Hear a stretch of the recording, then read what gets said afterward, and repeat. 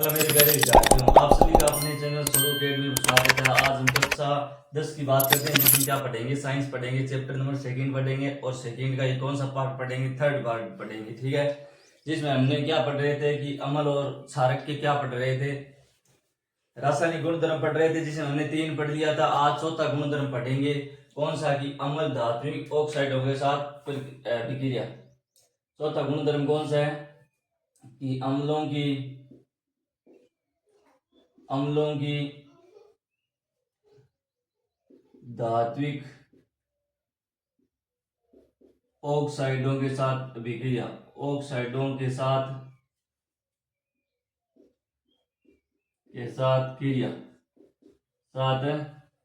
अगला टॉपिक कौन सा पढ़ेंगे कि यदि अम्ल की क्रिया धातु ऑक्साइड के साथ में करवाई जाए तो क्या होगा और क्या नहीं होगा। इनमें आपको एक ध्यान रखना कि इनमें ऐसे जो विक्रिया वाले जो भी पार्ट है, इनमें आपको भाषा पर ध्यान नहीं रखना है। आप सिर्फ इनकी या तो विक्रिया ध्यान रखना, खास तौर से विक्रिया ही पूछी जाती है और कुछ नहीं पूछा जाता है इन टॉपिक से, ठीक है नहीं।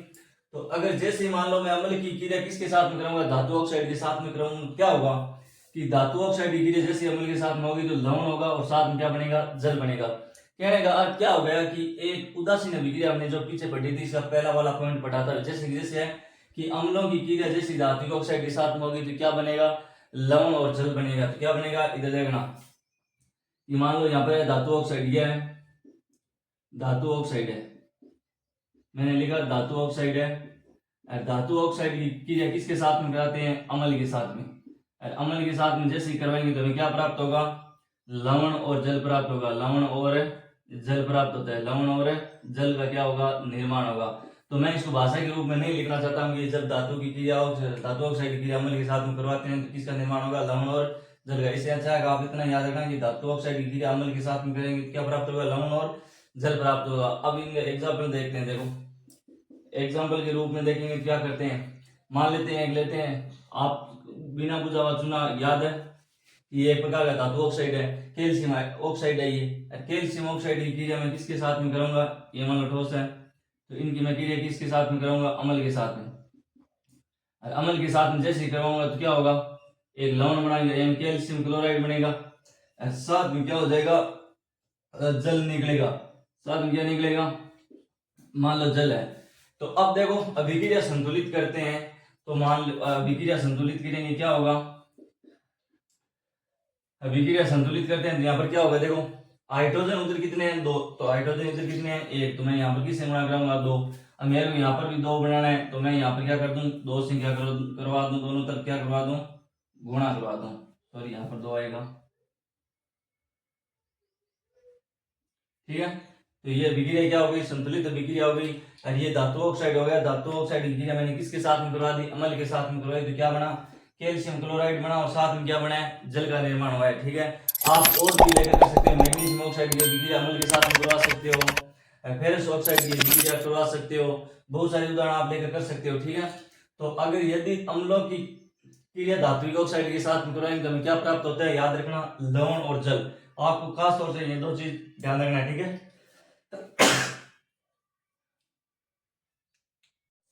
तो देखो जैसे हमने पिछला टॉपिक पढ़ा था उदासीन वाला, तो उदासीन में क्या पढ़ रहे थे, यानी उदासीन अभिक्रिया में लवण और जल का निर्माण कब होता है, जब अम्ल और क्षार दोनों एक साथ में होते हैं तो किसका निर्माण होते हैं, लवण और जल का निर्माण होता है। तो अब आपको इस अभिक्रिया के माध्यम से निष्कर्ष क्या निकलेगा, आपको इस अभिक्रिया का जो निष्कर्ष है वो ध्यान रखना। इस अभिक्रिया का निष्कर्ष आप क्या समझते हो कि हम समझते हैं कि धातु किस प्रकार के होते हैं, क्षारीय प्रकृति के होते हैं, याद रखना। क्योंकि जब मैं किसी अम्ल की क्रिया क्षार के साथ में कराऊंगा तभी तो मेरे को क्या प्राप्त होता है, लवण और जल प्राप्त होता है। तो आपके अनुसार अब ये जो धातु बना है, ये धातु ऑक्साइड क्या हो गया, क्षारीय प्रकृति का हुआ नहीं हुआ, क्यों, क्योंकि जब क्षार और अम्ल की क्रिया होती है तभी तो क्या बनता है, लवण और जल दोनों एक साथ बनते हैं। तो यहाँ पर जो धातु ऑक्साइड है कि धातु ऑक्साइड की प्रकृति कैसी होती है, क्षारीय प्रकृति। तो निष्कर्ष क्या हुआ कि धातु ऑक्साइड की प्रकृति कैसी होती है, धात्विक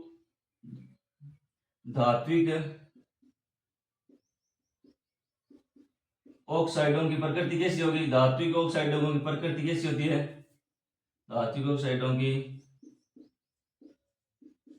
प्रकृति क्षारीय होती है, कैसी होती है, क्षारीय होती है, क्षारीय होती है। ये लाइन आप ध्यान रखना, बहुत इंपॉर्टेंट है ये क्वेश्चन जैसे ऑप्शन वाले बनते हैं, बहुविकल्प क्वेश्चन बनते हैं, उसमें से पूछा जाता है कि धातु ऑक्साइड की प्रकृति कैसी होगी, या धात्विक ऑक्साइड होगी प्रकृति कैसी होगी, तो कैसी होगी, क्षारीय होती है। कैसी होती है, क्षारीय होती है। अगला देखो, अब की बार पहले तो हम अम्ल पढ़ रहे थे, अब पढ़ रहे हैं क्षारक। क्षारकों की क्रिया, क्षारकों की क्रिया अधात्विक ऑक्साइड की प्रकृति के साथ, अधात्विक ऑक्साइडों के साथ। अब की बार हम क्रिया किसके साथ में करें, अधात्विक ऑक्साइडों के साथ में कराएंगे किसकी, क्षारक की करेंगे। तो आपके लिए सबसे बड़ा नॉर्मल सा उदाहरण आपने पढ़ा था, बिना बुझा हुआ चूना पढ़ा था। बिना बुझे चूने में हम जैसे ही पानी डाल रहे तो किसका निर्माण हो रहा था, बुझे हुए चूने का निर्माण हो रहा था। अब बुझा हुआ चूना है, उसमें अगर मैं कार्बन डाइऑक्साइड ऑक्साइड प्रवाहित कराऊं, अगर बुझे हुए चूने में, बिना बुझे हुए चूने में अगर मैं कार्बन डाइऑक्साइड गैस प्रवाहित करूं तो मेरे को लवण प्राप्त होगा, साथ में क्या होगा, जल प्राप्त होता है। साथ में क्या होता है, जल प्राप्त होता है। तो क्या होगा, इसमें भी वही होती है कि अगर किसी क्षारक की क्रिया, किसी अधात्विक या अधात्विक एक होता है, ठीक है, अधातु ऑक्साइड के साथ में करवाते हैं तो हमें क्या प्राप्त होगा, और सेम ही कंडीशन होगी कि क्या प्राप्त होता है, लवण और जल प्राप्त होगा, लवण और जल प्राप्त होता है, लवण और क्या प्राप्त होता है, जल प्राप्त होता है। ठीक है, तो ये बात ध्यान रखना। अब देखो, जैसे एक उदाहरण लेते हैं, उदाहरण आपने बहुत बार पढ़ा है, वो इजी रहेगा याद करने में। तो अगर कैल्शियम हाइड्रोक्साइड है, ये तो हो गया क्षारक, इसको बोलते हैं बुझा हुआ चूना। इसमें अगर मैं कार्बन डाइऑक्साइड गैस प्रवाहित करा दूं, इसमें क्या करा दूं, कार्बन डाइऑक्साइड गैस प्रवाहित करा दूं, तो क्या होगा बताओ, तो कैल्शियम कार्बोनेट बनेगा, और साथ में क्या बनेगा, जल बनेगा, साथ में क्या बनेगा, जल बनेगा। और कैल्शियम कार्बोनेट के साथ ठोस है, ये क्या हो गया, लिक्विड। ठीक है, तो ये अभिक्रिया हुई नहीं हुई, यानी एक क्षारक के साथ मैंने किसकी अभिक्रिया करा दी, अधात्विक ऑक्साइड की। और जैसे अधात्विक ऑक्साइड की क्रिया होगी तो क्या प्राप्त होगा, लवण और जल। तो आपको फिर पता चला कि सर ऐसे तो नहीं है, क्योंकि अगर हमें लवण और जल प्राप्त हो रहा है, इसका मतलब कहीं ना कहीं अम्ल और क्षार एक साथ में हो रहे हैं, यानी कहीं ना कहीं क्षार हो गया। ये किसको दर्शाने लगे हैं, अधात्विक ऑक्साइड प्रकृति कैसे दर्शाने लगे हैं, अम्लीय। तो अब यहां से निष्कर्ष क्या निकला बताओ, यहां से निष्कर्ष ये निकला है कि अधात्विक ऑक्साइड की प्रकृति कैसी हो जाएगी, अम्लीय, अधात्विक की कैसी हो जाएगी, क्षारीय। ध्यान रखना। तो यहां से क्या लिखोगे, अधात्विक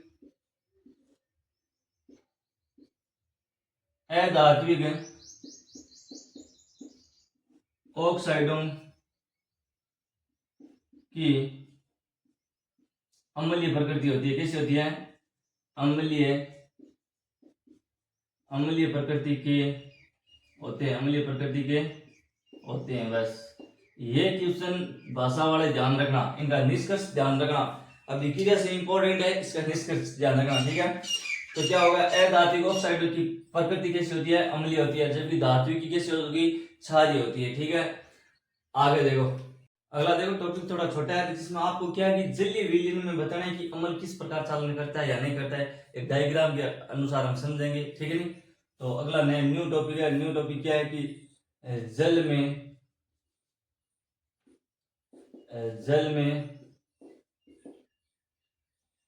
अम्ल का विलीन या अम्ल किस प्रकार चालन करता है, किस प्रकार चालन करता है, आपको समझाना है, चालन करता है। ये क्यों समझना है कि जल में अम्ल किस प्रकार चालन करता है, ये आपको समझना है। ठीक है, समझेंगे किसे, एक डायग्राम की सहायता से हम इसको समझेंगे। डायग्राम की सहायता से समझ कर बताएंगे कि चालन किस प्रकार करता है। ठीक है, तो आपको पता है, जैसे कोई जल है, जल के विलीन में अम्ल डालेंगे तो अम्ल जैसे विलीन में जाएगा, फिर एक हम इलेक्ट्रिसिटी के माध्यम से समझेंगे। इलेक्ट्रिसिटी आएगी यानी विद्युत आएगी, तो विद्युत आएगी कोई भी चीज को दो चीजों में तोड़ती है, धनायन और ऋणायन में तोड़ती है, मतलब आयनों के रूप में वो विभक्त होगा। आयनों के रूप में विभक्त होता है, तो एक पॉजिटिव चार्ज वाला होगा, एक नेगेटिव चार्ज वाला होगा। तो अब हम समझेंगे, इस डायग्राम की सहायता से समझेंगे कि पॉजिटिव चार्ज कौन सा होता है और नेगेटिव चार्ज कौन सा होता है। ठीक है नहीं, देखो डायग्राम बनाते हैं। डायग्राम में क्या है, हम सबसे सर्वप्रथम हम पहले क्या लेते हैं,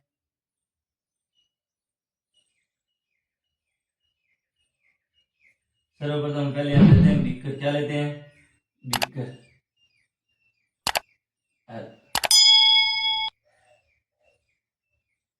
ये बीकर ले लिया, ठीक है। इस बीकर में हम क्या करेंगे? इस बीकर में यहाँ पर मैं एक रबड़ का बैंड लगा देता हूँ। किसका है? रबड़ का बैंड है, ठीक है। ये मान लो एक रबड़ का बैंड है। इस बैंड पर मैं 2 कीलें लगा देता हूँ, जो कैथोड और एनोड के रूप में होती है, ठीक है। यहाँ पर मैंने 2 क्या लगा दी? कील लगा दी, ठीक है। अब इसमें मैंने कौन सा विलयन भर दिया? तनुकरित अम्ल वाला विलयन इसमें मैंने क्या कर दिया? भर दिया। क्या कर दिया? भर दिया।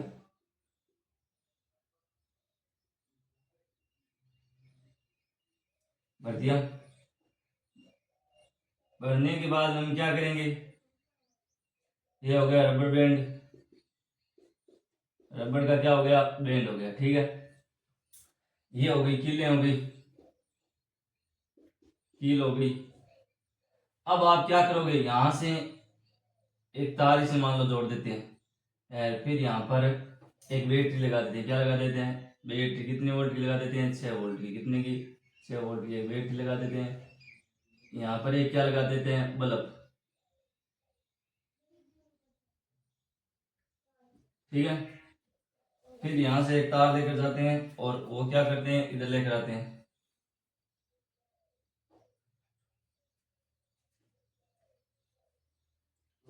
यहाँ पर मैंने क्या लगा दिया? स्विच। यहाँ पर मैंने क्या लगा दिया? स्विच। और यहाँ पर एक मैंने क्या लगा दिया? बल्ब। क्या लगा दिया? बल्ब। ये क्या हो गई? बैटरी। क्या हो गई?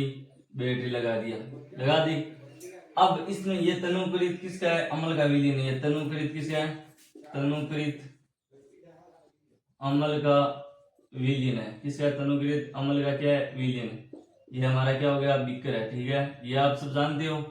अब देखो इसमें जैसे ही हम क्या है कि विद्युत धारा अगर मान लो यहाँ से यहाँ बैटरी की सहायता से अगर जैसे मैं स्विच ऑन करूंगा तो ये अगर बल्ब जल रहा है तो वो बल्ब कब जलेगा? जब यहाँ पर जो विलीन होगा वो क्या होगा? इसका माध्यम बनेगा। और माध्यम किस प्रकार से बनेगा? आयनों के माध्यम से बनेगा, क्योंकि आपको पता है इलेक्ट्रिसिटी होती है वो आयनों पर डिपेंड करती है। आयनों से ही बनी होती है कि एनायन और एनायन। तो इसमें बताएंगे कि अमल जो भी होगा, मान लो सल्फ्यूरिक अम्ल है या हाइड्रोक्लोरिक अम्ल है, जो भी अम्ल है, तो वो 2 भागों में क्या होगा? डिवाइड होगा। एक तो प्लस वाला चार्ज होगा, एक क्या होगा? नेगेटिव चार्ज होगा, ठीक है। तो अब चार्ज वाला हम समझेंगे कि इसमें देखो कि कौन कौन से चार्ज है या कौन सा अम्ल लेकर हम करते हैं बात, ठीक है। अगर मान लेते हैं कि विकिक्रिया कराते हैं, मान लो यहाँ पर है क्या है कि अम्ल मान लेते हैं कौन सा है? हाइड्रोक्लोरिक अम्ल है। कौन सा है? हाइड्रोक्लोरिक। अगर इसको जल की उपस्थिति में क्या कराते हैं? इलेक्ट्रिसिटी यानी बैटरी की सहायता से हम क्या कराते हैं? इलेक्ट्रिसिटी का क्या करते हैं? प्रयोग करते हैं। तो ये किसके रूप में टूटेगा? देखो ये तो मान लो कि क्या है कि अलग अलग, पहले एक मैं अलग अलग समझा रहा हूँ कि एक पॉजिटिव चार्ज होता है, एक क्या हो जाएगा? क्लोरीन क्या हो जाएगी? Negative charge. यानी धातु होगा पॉजिटिव चार्ज होता है हमेशा, धातु क्या होता है? नेगेटिव चार्ज होता है, ठीक है। ये हो गया। यदि हम इसकी क्रिया करवाए, अगर हाइड्रोक्लोरिक अम्ल की किसके साथ में क्रिया करें? जल के साथ में, तो क्या होगा? किसकी उपस्थिति में? विद्युत की उपस्थिति होगी। तो क्या होगा कि H3+O साथ में क्लोरीन माइनस के रूप में क्या हो जाएगा? निकल जाएगा। तो ये हाइड्रोनियम आयन बनते हैं, ठीक है। जो किसके रूप में होता है? पॉजिटिव चार्ज के रूप में होता है। पेपर में ध्यान रखना, डायग्राम महत्वपूर्ण है कि आपको ये बताना पड़ेगा कि अम्ल किस प्रकार जल के विलयन में चालन करते हैं। तो आपको एक डायग्राम बनाकर बताइए, चित्र बनाकर बताइए, पेपर में से सवाल पूछे जाते हैं, ठीक है। आगे देखो, अब अगला टॉपिक पढ़ेंगे, वो पढ़ेंगे जल में अम्ल और क्षार किस प्रकार अभिक्रिया करते हैं दोनों, ठीक है नहीं। जल में किसकी अभिक्रिया पढ़ेंगे? अम्ल और क्षार की। ये तो मैंने आपको डायग्राम बताया। और अब इसका अगला टॉपिक पढ़ते हैं कि इसमें ही पढ़ेंगे, जिसमें क्या दे रखा है कि अम्ल किस प्रकार क्रिया करता है जल में, क्षार किस प्रकार क्रिया करता है, ठीक है। तो आपको पहली बात ध्यान रखनी है, कोई भी मान लो क्षार है या अम्ल है, ठीक है, कोई भी मान लो क्षार या जल है, जल के साथ में कोई भी जल के साथ अम्ल व क्षार की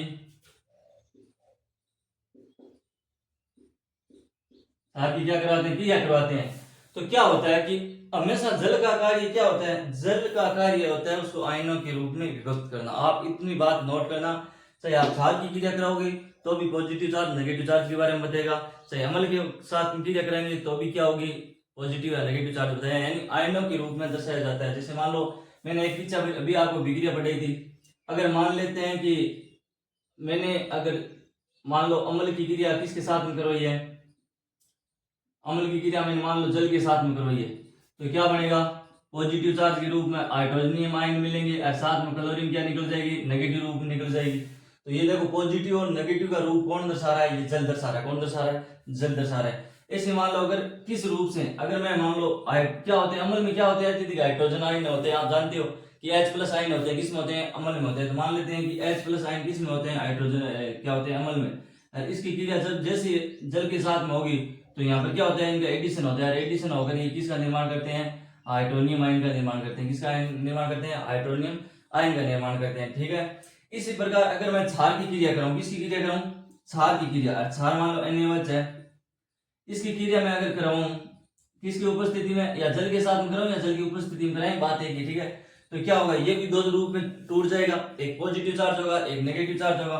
तो सोडियम तो हो गया पॉजिटिव चार्ज, साथ में जो हाइड्रोक्साइड होगा वो क्या हो गया, नेगेटिव चार्ज के रूप में क्या हो जाएगा, निकल जाएगा। क्या हो जाएगा, निकल जाएगा। ठीक है, और ले लो बहुत सारे उदाहरण आप और ले लो, पोटेशियम वाला ले लो, पोटेशियम हाइड्रोक्साइड है, तो पोटेशियम हाइड्रोक्साइड है, इसकी क्रिया अगर मैं करूंगा जल की उपस्थिति में, किसकी उपस्थिति में कराऊंगा, जल की उपस्थिति में, तो ये क्या हो जाएगा, के तो पॉजिटिव हो गया और हाइड्रोक्साइड किसके रूप में निकल जाएगा, माइनस के रूप में। तो जल आपको क्या बता रहा है, जल ये बता रहा है कि किसी भी चीज की अगर हम क्रिया करा रहे हैं अम्ल और क्षार की, तो वो दो रूप में टूटेगा। किस रूप में, धनात्मक और ऋणात्मक रूप में क्या हो रहे हैं, विभाजित हो रहे हैं। ठीक है, तो आपको ये इतनी बात ध्यान रखना है। ठीक है, ये हो गया अम्ल, ये क्रिया किसकी हो गई, क्षार की क्रिया हो गई। ठीक है,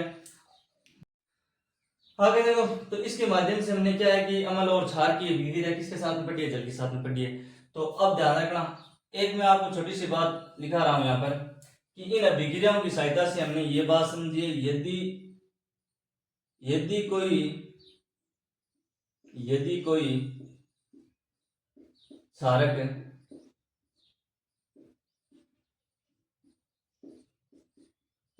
जल के साथ घुलता है, जल के साथ घुलता है उसे हम क्षार कहते हैं, उसे क्षार कहते हैं, उसे क्या कहते हैं, क्षार कहते हैं। और जो नहीं घुलते हैं उसे क्षार नहीं कहते हैं, ध्यान रखना।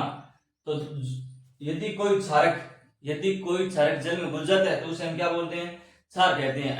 आपने क्षार के बाकी गुण धर्म पढ़े हैं कि स्वाद में कैसे होते हैं, कड़वे होते हैं, ये हमने पढ़ रखे हैं। ठीक है, तो इसके माध्यम से ये हमने पढ़ा है। अब क्या है कि जब ये अभिक्रिया होती है तो इसमें साथ में क्या निकलती है, उष्मा के रूप में ये होती है।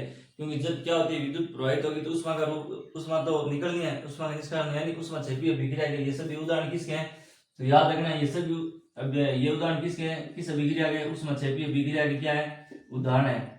उष्मा क्षेपीय अभिक्रिया के क्या है, सभी उदाहरण है, तो ध्यान रखना। उष्मा क्षेपीय आप जानते हो, पहले पाठ में हमने पढ़ा है, यानी वह अभिक्रिया जिसमें उष्मा का क्या होता है, निष्कासन होता है, या उसमें क्या होती है, उत्सर्जन होती है, तो उसको हम क्या बोलते हैं, उष्मा क्षेपीय अभिक्रिया बोलते हैं। ठीक है, अब हम क्या करेंगे आगे कि अगर ये अभिक्रिया हो रही है तो हमें सावधानी बरतनी चाहिए कि अम्ल को मिलाते समय कैसी सावधानी होनी चाहिए, क्षार को मिलाते समय कैसी सावधानी होनी चाहिए, इनको किस हिसाब से मिलाना चाहिए, किन का प्रयोग करना चाहिए, ये चीजें हम आगे सावधानियां इनकी पढ़ेंगे। ठीक है, नहीं कि अभिक्रिया के दौरान कौन कौन सी हमें सावधानी रखनी चाहिए, यानी अम्ल की अभिक्रिया करो या क्षार की अभिक्रिया करो तो हमें कौन कौन सी सावधानियां रखनी चाहिए।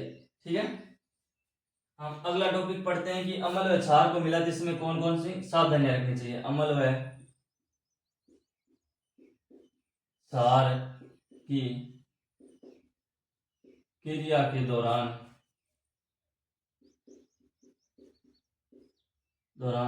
सावधानियां कि कौन कौन सी हमें सावधानियां रखनी होगी। ठीक है, तो सावधानी ये ध्यान रखना, पहली सावधानी क्या है कि उचित उपकरण पहने, उचित साधन या उचित उपकरण पहने जानते हो, पहने का अर्थ है कि कोई भी अभिक्रिया करवाते हैं तो हाथ में कुछ ना कुछ हमारे पहने हुए होना चाहिए। दूसरी बात है अम्लों को धीरे धीरे मिलाना चाहिए, अम्लों को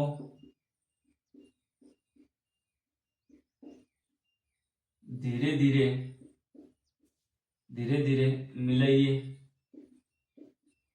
ठीक है, तीसरा उचित तापमान होना चाहिए, उचित तापमान का प्रयोग करें, उचित तापमान पर क्रिया करवाए, क्रिया करवाना। अब उचित तापमान क्या है, यानी जैसे मान लो कोई किसी को तापमान की कम आवश्यकता है, आप वहां पर अगर हम ज्यादा दे रहे हैं तो क्या होगा, क्रिया बहुत खतरनाक हो सकती है, जानलेवा भी हो सकती है। इतना ध्यान रखना, बहुत सारी ऐसी क्रिया है जिसको उचित तापमान की, जैसे जैसे मान लेते हैं सल्फ्यूरिक अम्ल होता है, सल्फ्यूरिक अम्ल क्या उचित तापमान, अगर तापमान की मात्रा बढ़ा दी जाए तो वो क्या होगा, विस्फोट करेगा। क्या करेगा, विस्फोट करेगा। तो उचित उपकरण पहने, अम्लों को धीरे धीरे मिलाए, उचित तापमान के प्रयोग करें। और बाद में क्या है, सभी यानी अम्ल और क्षार के गुण धर्मों का परीक्षण करने के बाद में ही उनका क्या करे, उनकी क्रिया करवाई। ठीक है नहीं, तो क्रिया क्रिया करवाने से पहले, क्रिया करवाने से पहले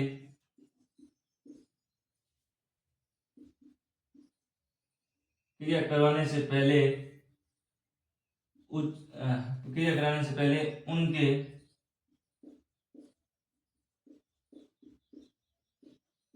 गुण धर्मों को देखें या निष्कर्ष क्या है कि प्रेक्षण कीजिए, प्रेक्षण कीजिए, प्रेक्षण